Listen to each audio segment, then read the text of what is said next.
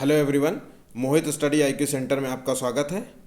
आज हम ईवीएस के पर्यावरण अध्ययन के 50 एनसीईआरटी के क्वेश्चंस को देखेंगे। वन लाइनर टाइप के क्वेश्चंस होंगे, उनको देखेंगे। ये आप क्वेश्चंस जो है बिल्कुल याद कर लीजिए, रट लीजिए। Most most most important questions हैं जो एग्ज़ाम्स में पूछे जाते हैं। और ये मान के चलिए, इसमें से जो आप देखिए ईवीएस में पेपर में 15 क्वेश्चंस जो होते हैं वो एनसीईआरटी के क्वेश्चंस आते हैं, ठीक है। और 15 क्वेश्चंस जो होते हैं वो नॉर्मली जो होते हैं पर्यावरण से रिलेटेड, पेडागोजी से रिलेटेड आते हैं, ठीक है।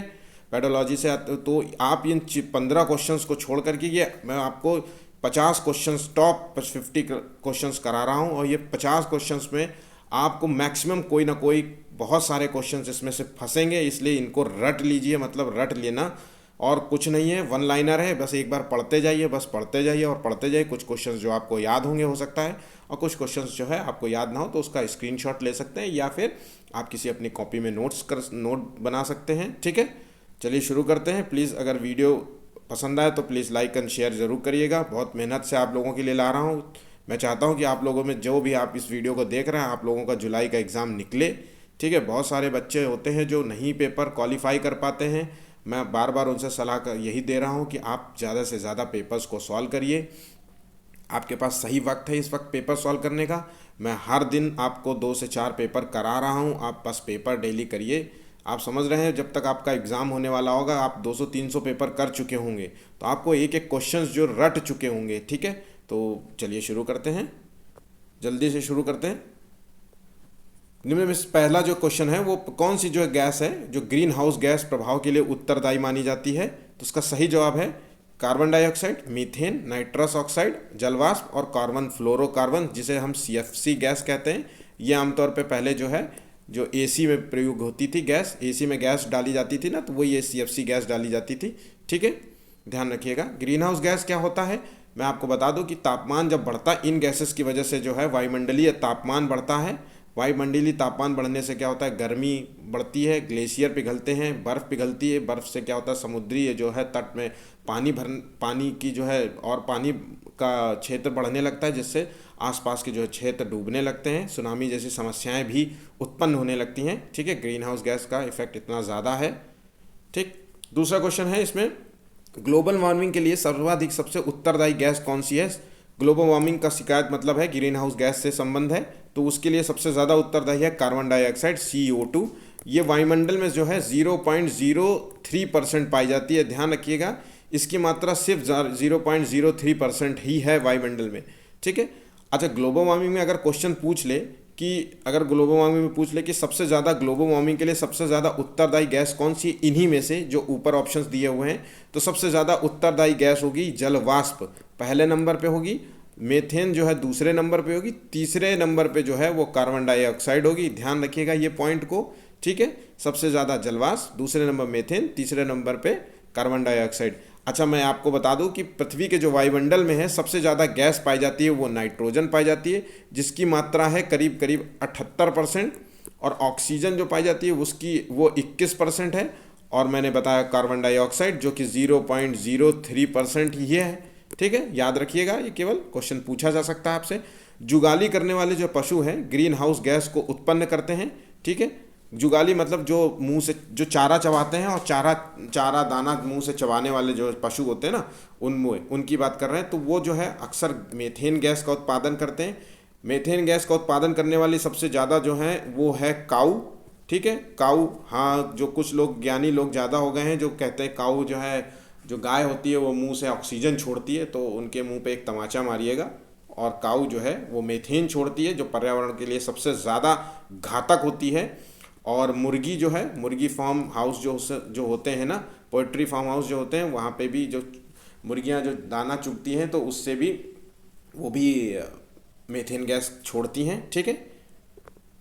ग्रीन हाउस गैस की जो है संकल्पना सबसे पहले किसने दी थी? तो ये संकल्पना जो है जोसेफ फोरियर ने दिया था, ठीक है। ये जो इनका नाम याद रखिएगा। अब मैंने आपको ग्रीन हाउस गैस के बारे में बता दिया है। तापमान में वृद्धि करने वाली जो गैसेस होती हैं वो ग्रीन हाउस गैस कहते हैं उन्हें। पांचवा क्वेश्चन है, कौन सा जो है भारत का प्रथम कार्बन मुक्त राज्य है? तो वो है हिमाचल प्रदेश। याद रखिएगा, कार्बन मुक्त राज्य पूछा जा रहा है, ना कि जैविक राज्य पूछा जा रहा है। आप लोगों ने पढ़ाई तो करी होगी। मैं एक क्वेश्चन पूछता हूँ, जैविक राज्य भारत का पहला जो है जैविक राज्य कौन सा है? इसका जवाब दीजिएगा प्लीज़। आप लोग जवाब भी नहीं देते हैं, वीडियो भी देख रहे हैं, जवाब भी नहीं देते, छोड़िए, रहने दीजिए, जवाब ना दीजिए आप। इसका जवाब है, जैविक राज्य जो है, पहला जो जैविक राज्य है वो है सिक्किम। याद रखिएगा, सिक्किम जो है पहला राज्य है जो कि जैविक राज्य है, जहाँ पे रासायनिक उर्वरकों का इस्तेमाल नहीं होता है, बिल्कुल प्योर खाद इस्तेमाल होती है, जैविक खाद का इस्तेमाल किया जाता है। जैविक खाद मतलब जो गोबर की खाद होती है, पत्ती से निकले जो खादें बनती हैं वो होती है ना, जो घर से निकला कचरा होता है, ये सब चीज़ों से बनाई जाती हैं खाद, ठीक है।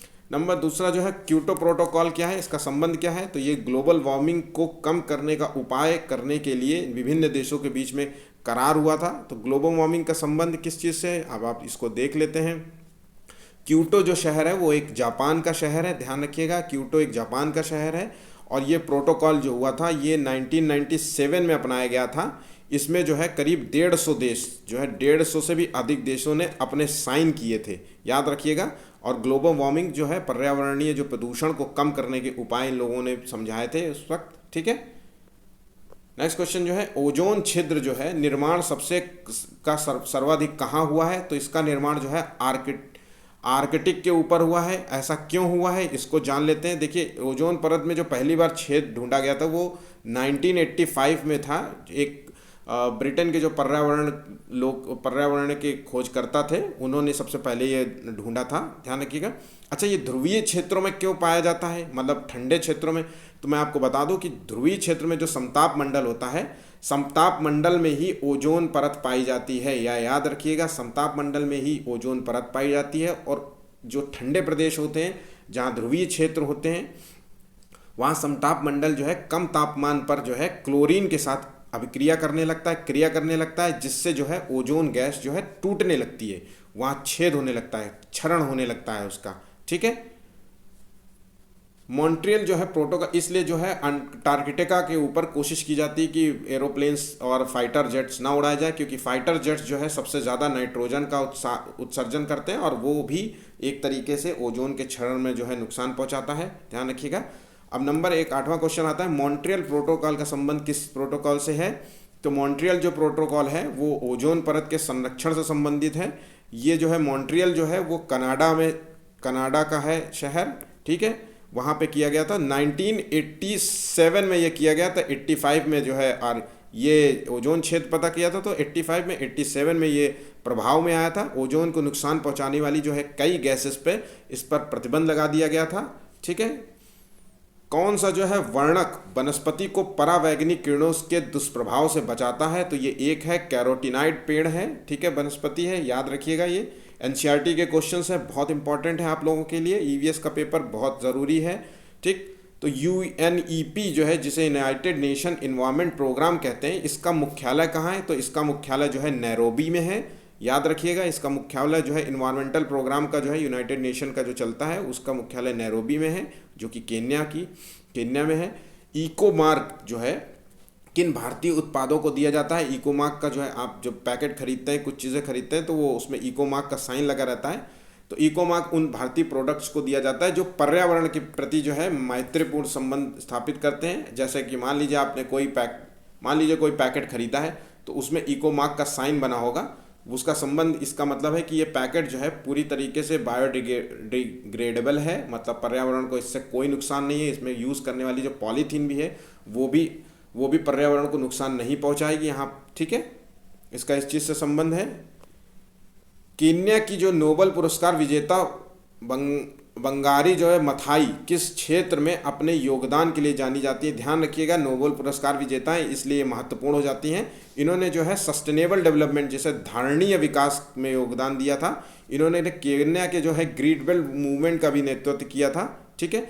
अब समझने वाली बात है कि यहाँ सस्टेनेबल डेवलपमेंट की बात की जा रही, तो ये आखिर है क्या? बहुत सारे, तो ध्यान रखिएगा, इसके जो है 17 करीब मुख्य पॉइंट दिए गए थे कि आखिर ये है क्या चीज़ है सस्टेनेबल डेवलपमेंट। तो मतलब वो है जिसका पर्यावरण को बिना नुकसान पहुंचाए आप अपना डेवलपमेंट करिए और पर्यावरण के साथ साथ जो है कुछ लोगों का और डेवलपमेंट करिए, विकास करिए, उसी को सस्टेन, सभी को साथ ले करके डेवलपमेंट अपना विकास करना। ऐसा नहीं कि कुछ विकास करते हुए सिर्फ केवल पैसा ही कमा लो और कुछ लोगों को छोड़ दो, ऐसा नहीं होना चाहिए। तो इसमें 17 मुख्य बिंदु बताए थे, जिसमें से नो पॉवर्टी, पॉवर्टी जो है जिसे गरीबी कहते हैं, पॉवर्टी, नो पॉवर्टी है, ठीक है, एक पॉइंट हो गया। जिसमें गरीबी हटाओ, नो हंगर का नारा लगा था, ठीक है, ये भी एक है, ठीक। कोई भूखा ना, जीरो हंगर जिसे कहते हैं। गुड हेल्थ एक नया पॉइंट था, गुड हेल्थ का है, ठीक है। क्लीन एनर्जी जो है सस्टेनेबल डेवलपमेंट के लिए जानी जाती है। और इकोनॉमिक ग्रोथ, जेंडर इक्वालिटी, इस तरीके से करीब 17 बिंदु पे चर्चा हुई थी, उन्हीं को ही सस्टेनेबल डेवलपमेंट कहा जा रहा था, ठीक है। आप समझ गए होंगे ये पॉइंट। ईपीए का पूर्ण रूप क्या है, इसको क्या कहते हैं, तो ये है इन्वायरमेंटल प्रोटेक्शन एजेंसी। ये पर्यावरण संरक्षण एवं जागरूकता अभियान से संबंधित है। ये एक अमेरिका का संगठन है, ध्यान रखिएगा, ये एक अमेरिका का संगठन है। अंतर्राष्ट्रीय अम्ल वर्षा सूचना केंद्र कहाँ स्थापित किया गया है, तो ये ओस्लो में स्थापित किया गया है। ओस्लो जो है वो नॉर्वे की राजधानी है, नॉर्वे की राजधानी है, ध्यान रखिएगा, ठीक है, और नॉर्वे की राजधानी है। मेघा पाटेकर जो है, ये बहुत इंपॉर्टेंट क्वेश्चन है, अक्सर पूछा जाने वाला क्वेश्चन है। मेघा पाटेकर का संबंध किस चीज़ से है, तो ये नर्मदा बचाओ आंदोलन से संबंधित है, इनका संबंध है। ये पर्यावरण की और सामाजिक कार्यकर्ता हैं, ठीक है। और जो मेघा पाटेकर हैं, ये नर्मदा बचाओ आंदोलन जो है, ये नर्मदा नदी पर नर्मदा नदी पे बांध बनाया जाता था, उसी के लिए इन्होंने ये आंदोलन किया था। ये 1985 में ये आंदोलन किया गया था। राष्ट्रीय पर्यावरण शोध संस्थान जो है कहाँ पर स्थित है, तो ये शोध संस्थान जो है नागपुर में स्थित है, महाराष्ट्र में स्थित है, ध्यान रखिएगा ये पॉइंट, ठीक है। ग्रीन पीस क्या है, आखिर क्या है ग्रीन पीस, तो ये है पर्यावरण समर्थकों का एक अंतर्राष्ट्रीय संगठन है, प्राइवेट संगठन है, ध्यान रखिएगा, प्राइवेट संगठन है। इसकी स्थापना हुई थी 1971 में, और अमेरिका के जब उस समय परमाणु परीक्षण किया था, तो उसके विरोध में इन्होंने ये पर्यावरण को जो नुकसान पहुंचा था उसके समर्थक थे ये लोग। पर्यावरण विनाश के कारणों की जांच करना, दस्तावेज बनाना और इनका खुलासा करना इनका मुख्य कार्य है, ध्यान रखिएगा, ठीक है। 18वां क्वेश्चन है, देखते हैं। ग्लोबल 500 जो है पुरस्कार किससे संबंधित है, तो ये है पर्यावरण प्रतिरक्षा से संबंधित है। जो पर्यावरण के क्षेत्र में काम करते हैं, पर्यावरण को बिना नुकसान पहुंचाए अपना डेवलपमेंट करते हैं, उनको ये पुरस्कार प्रदान किया जाता है, ठीक है। ISSO जो है 14001 क्या है, तो ये एक अंतर्राष्ट्रीय प्रमाणन है जो प्रदूषण नियंत्रण प्रणाली स्थापित करने वाली औद्योगिक इकाइयों को दिया जाता है, ठीक है।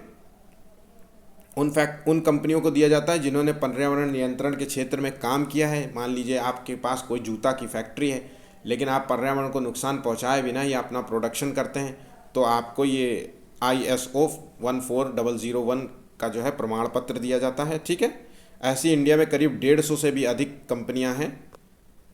राजीव गांधी वन्य जीव संरक्षण पुरस्कार दिया जाता है, किस क्षेत्र में दिया जाता है, तो जैसा कि नाम है, तो भारत सरकार के पर्यावरण एवं वन मंत्रालय द्वारा जो है राजीव गांधी संरक्षण पुरस्कार दिया जाता है। ये 1998 में इसकी शुरुआत की गई थी। ये पुरस्कार जो है वन्य जीव संरक्षण और अनुसंधान के क्षेत्र में उल्लेखनीय कार्य करने वाले अधिकारियों और फील्ड वर्करों को प्रदान किया जाता है, ध्यान रखिएगा, ठीक है, जो उस क्षेत्र में काम कर रहे हैं।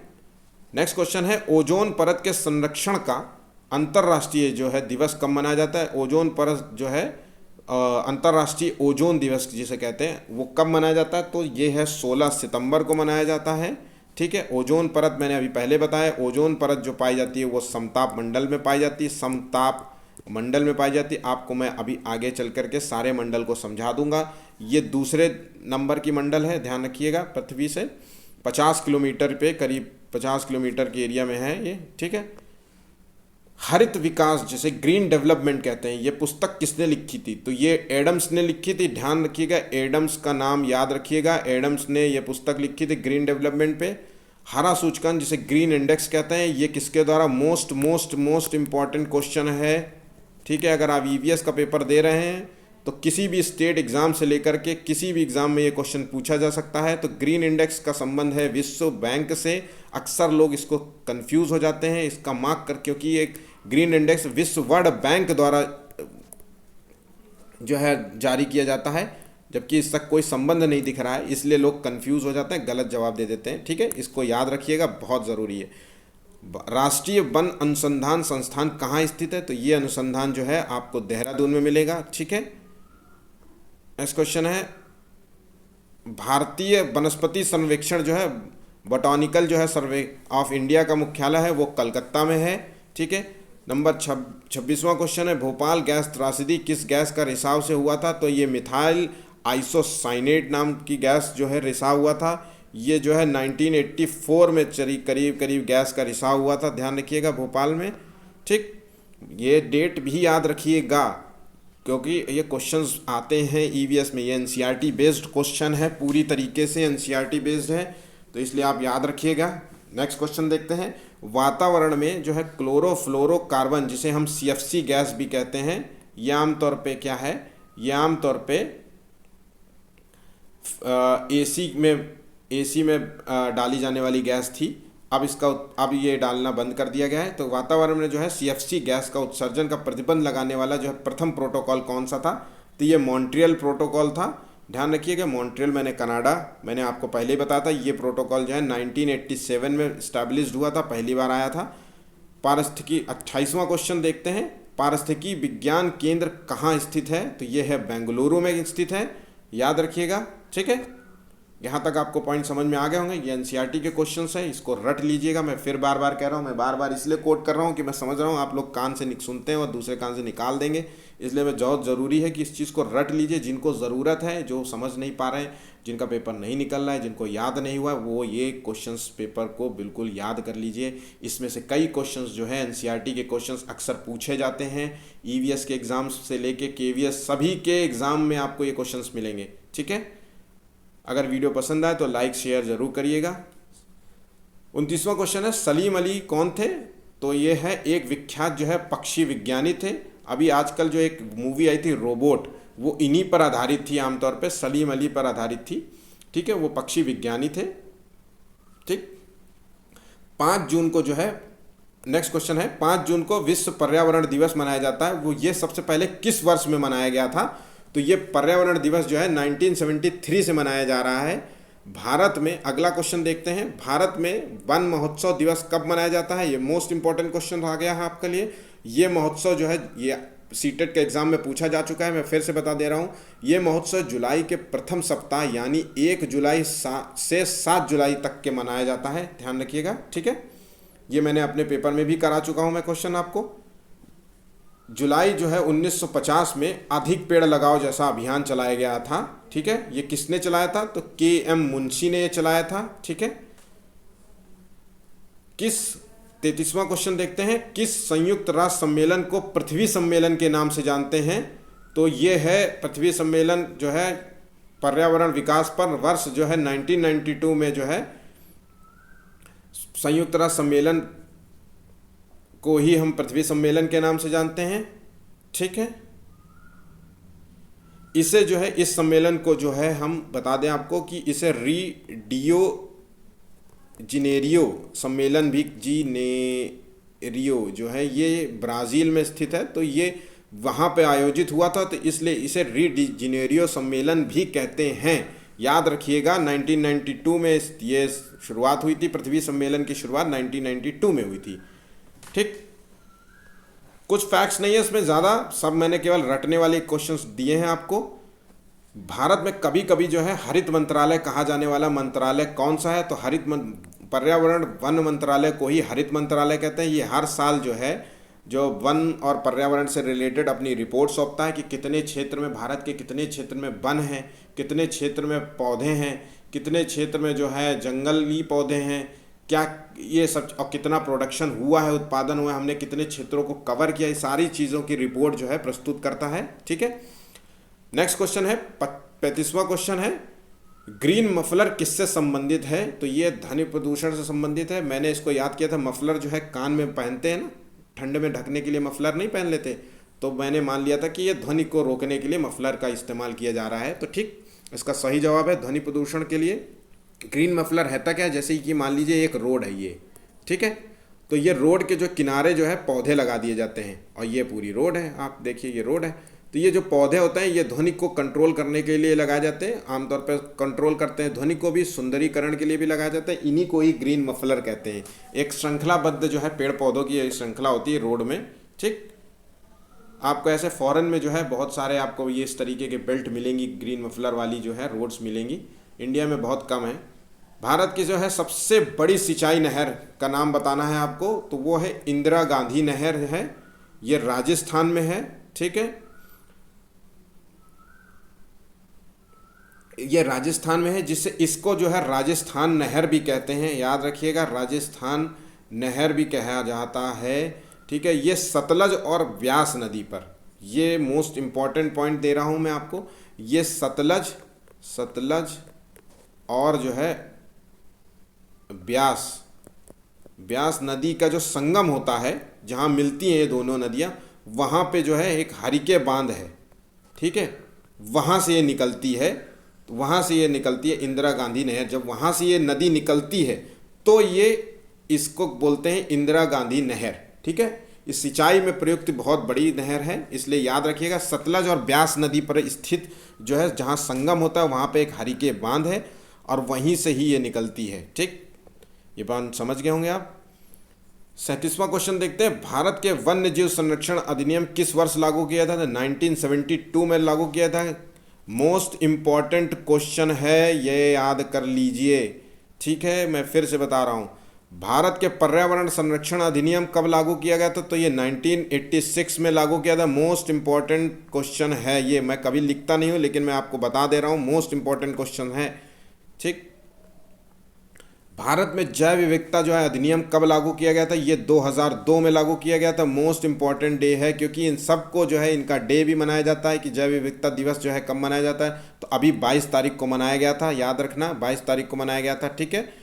मीठे पानी की जो कल्पसर परियोजना है ये कहाँ पर स्थित है? तो हाँ, ये कल्पसर परियोजना जो है ये गुजरात में स्थित है, गुजरात की खंभात की खाड़ी में स्थित है, ठीक है। ये परियोजना ये मीठे पानी की परियोजना है। तो इसमें बहुत सारे फैक्ट्स देखिए मैंने आपको बता रहा हूँ, ये आप मन से नहीं केवल याद करना है आपको। तो ये कल्पसर परियोजना मैंने याद किया था इस तरीके से कि सर, हम जो है प्रधानमंत्री गुजरात से संबंधित थे, तो सर हम लोग बोलते थे, तो मुझे याद हो गया था कि सर जो है इसका मतलब गुजरात से। क्वेश्चन यही पूछा था कल्पसर परियोजना जो है उसका संबंध किस राज्य से है? तो ये गुजरात राज्य से है, ठीक है। नेक्स्ट क्वेश्चन जो है 41वां जो है, भारतीय वन सेवा की स्थापना जो है कब की गई थी? तो इसकी स्थापना जो है 1966 में की गई थी। मोस्ट इंपॉर्टेंट क्वेश्चन है, इंपॉर्टेंट क्वेश्चंस में आता है ये, मोस्ट इंपॉर्टेंट तो वो ऊपर साले थे, ठीक है। नेक्स्ट क्वेश्चन देख लेते हैं। जल की जो है कठोरता को दूर करने की प्रक्रिया को क्या कहा जाता है? तो इसकी कठोरता को दूर करने की प्रक्रिया को हम मृदुकरण कहते हैं। ध्यान रखिएगा, इस प्रक्रिया को जो है मृदुकरण कहते हैं, ठीक। इसमें क्या होता है, कठोरता दूर करने के लिए जो है जल की जो है आयन जो है नियमन जो है विधि का प्रयोग करके हम जल को जो है कठोरता को दूर करते हैं। आयन नियमन विधि, ठीक है, याद रखिएगा। नेक्स्ट क्वेश्चन देखते हैं। समुद्री जल को किस प्रक्रिया द्वारा शुद्ध किया जाता है? तो ये आसवन विधि द्वारा शुद्ध किया जाता है। ये बहुत अच्छा क्वेश्चन है। प्रकृति में पृथ्वी की सबसे शुद्ध रूप क्या है? तो ये है शुद्ध रूप सबसे ज़्यादा माना जाता है, ये वर्षा जल को जो है शुद्ध रूप माना जाता है। पर ध्यान रहे, पहली बार जब बारिश होती है तो वर्षा का जल जो होता है वो अशुद्ध होता है, क्योंकि क्या होता है, अक्सर जो होता है पूरे गर्मी के मौसम में जो है पॉल्यूशन ज़्यादा होता है ना। जितना भी रासायनिक जो है वो सब उड़ उड़ के पॉल्यूशन जो है, चाहे वो नाइट्रोजन हो या चाहे वो कार्बन डाइऑक्साइड के धूल के कण हो या अन्य कण हो, वो सभी जो है बादलों में जो है उनके कण छिप जाते हैं, रुक जाते हैं। जब बारिश होती है तो पहली बार जब बारिश होती है तो उसी को अम्ल वर्षा कहते हैं। जहाँ पे पॉल्यूशन ज़्यादा होता है वहाँ पे अम्ल वर्षा होती है। अगर ऐसे पानी से आपने नहा लिया, पर टिप टिप बरसा पानी कर लिया, तो समझ लीजिए आपके हाथों में खुजली हो जाएगी, शरीर में खुजली हो जाएगी, पिंपल्स आ सकते हैं, फफोले तक आ सकते हैं, ठीक है, ध्यान रखिएगा। तो पहले बार वाले पानी में बिल्कुल नहीं नहाना, फिर दूसरे तीसरे वाले पानी में उधम मचाओ जितना, ठीक है। 45वां क्वेश्चन है जो अपनी प्रदूषकों के कारण कौन सी जो नदी जैविक मरुस्थल कहलाती है? ठीक है, तो ये आंसर है दामोदर नदी। दामोदर नदी जो है वो झारखंड एंड जो है पश्चिमी बंगाल की संयुक्त रूप से प्रयोग करने वाली नदी है। ठीक है, ये झारखंड के जो है छोटा, ये याद रखना है, छोटा नागपुर के पठार से निकलती है। ठीक है, बस इतना पॉइंट याद रखिए। भूमिगत जल को दूषित करने वाले अजैविक प्रदूषकों में कौन सा है, तो वो आर्सेनिक है। ठीक है, आर्सेनिक की मात्रा जल में जब ज़्यादा हो जाती है तो ध्यान रखिएगा एक रोग हो जाता है जिसे बोलते हैं ब्लैक फुट रोग हो जाता है। ठीक है, नामक बीमारी हो जाती है, पैर बहुत मोटे हो जाते हैं। ठीक, आमतौर पे यूपी में जो है इटावा और उन्नाव के क्षेत्र में यहाँ के पानी में जो है बहुत ज़्यादा है। अच्छा, अजैविक प्रदूषण में एक फ्लोरियम भी है, ध्यान रखिएगा, फ्लोरियम भी है। ठीक, नेक्स्ट क्वेश्चन देखते हैं। संसार के स्वच्छ जल का कितना प्रतिशत जो है हिमानी जो है ग्लेशियर के रूप में उपस्थित है, तो जो स्वच्छ जल का जो है ग्लेशियर के रूप में उपस्थित है वो है 70% जल। ध्यान रखिएगा, क्वेश्चन को समझ लीजिए पहले, स्वच्छ जल का कितना प्रतिशत जो है हिमानी जल का रूप।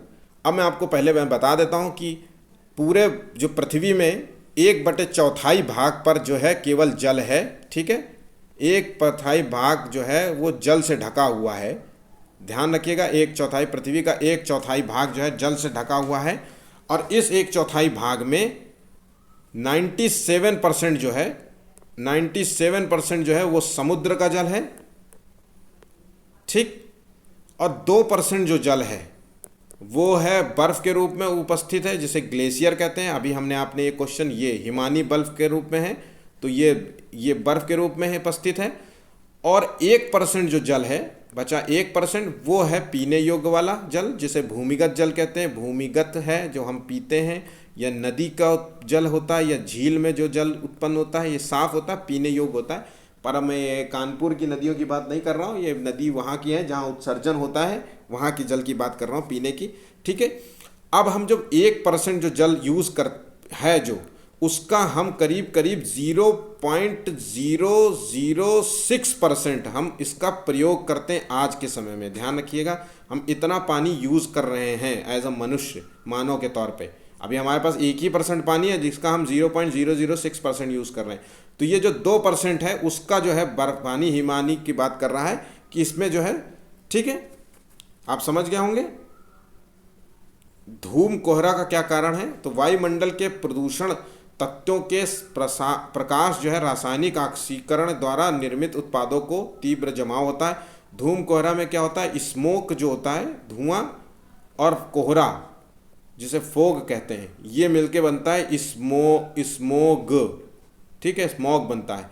तो ये धुआं और कोहरा मिल करके जो है धूम कोहरा बनाता है। ये अस्थमा जैसे लोगों के लिए बहुत ज़्यादा हानिकारक होता है। पॉल्यूशन जहाँ जब ज़्यादा बढ़ जाता है ठंडियों में, तो इस तरीके का पॉल्यूशन और कोहरा मिल करके जो है धूम कोहरा, इससे विजिबिलिटी बिल्कुल ना के बराबर हो जाती है। ठीक है, सांस लेने में तकलीफ होती है। ठीक, नेक्स्ट क्वेश्चन देखते हैं। 50 से 60 किलोमीटर तक वायुमंडल में उपस्थित गैस कौन सी होती है, तो वो गैस है ओजोन गैस होती है। तो मैंने आपको पहले ही बताया था कि ओजोन गैस जो है वो समताप मंडल में पाई जाती है। समताप मंडल में, याद रखना, समताप मंडल में पाई जाने वाली गैस है। ठीक है, जिसे कहते हैं स्ट्राटोस्फियर, नाम याद रखिएगा, स्ट्राटोस्फियर। या ठीक, अब मैं आपको बता देता हूँ कुछ गैसेस। देखिए, पूरा ये पृथ्वी में जो है नीचे से ऊपर, जब नीचे से जो है पृथ्वी की सतह से हम जब ऊपर जो है जाते हैं तो उन गैसेस के नाम, तो ये सबसे पहले पड़ता है क्षोभ मंडल। ठीक, जिसे हम कहते हैं ट्रोपोस्फियर। ठीक है, ट्रोपोस्फियर। फिर आता है समताप मंडल। ठीक, समताप मंडल जिसे स्ट्राटोस्फियर कहते हैं। फिर आता है मध्य मंडल, ध्यान रखिएगा, फिर आता है मध्य मंडल जिसे हम मीजोस्फियर कहते हैं। ठीक है, फिर आता है आयन मंडल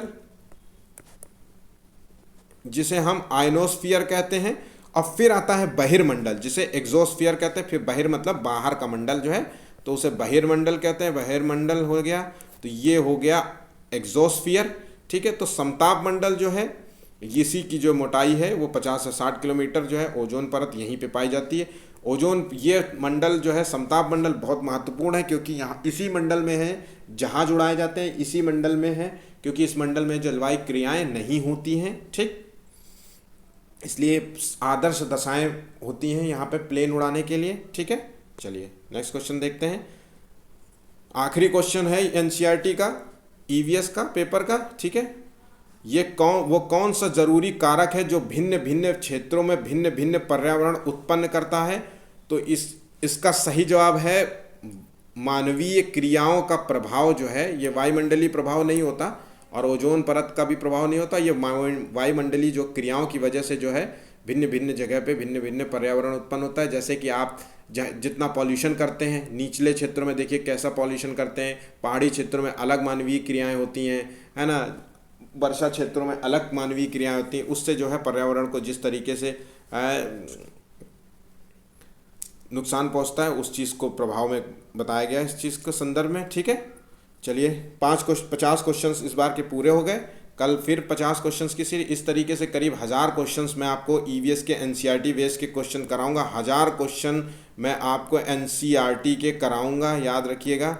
इसलिए मैं चाहता हूं कि आप इस चैनल को लाइक सब्सक्राइब ज़रूर करें और बताइए ये वीडियो कैसा लगा है। ईवीएस के लिए सबसे मोस्ट इम्पॉर्टेंट ये पेपर था, ध्यान रखिएगा। ईवीएस के क्वेश्चंस 15 क्वेश्चंस ये आते हैं इसमें पेपर में, ऐसा नहीं सोचिएगा कि 15 नहीं 30 क्वेश्चन आते हैं। 15 क्वेश्चन जो है पेडोलॉजी से रिलेटेड होते हैं, इसलिए ध्यान रखिएगा। चलिए ठीक है, अगर वीडियो पसंद आया तो प्लीज़ चैनल को लाइक सब्सक्राइब ज़रूर करिए। Thank you.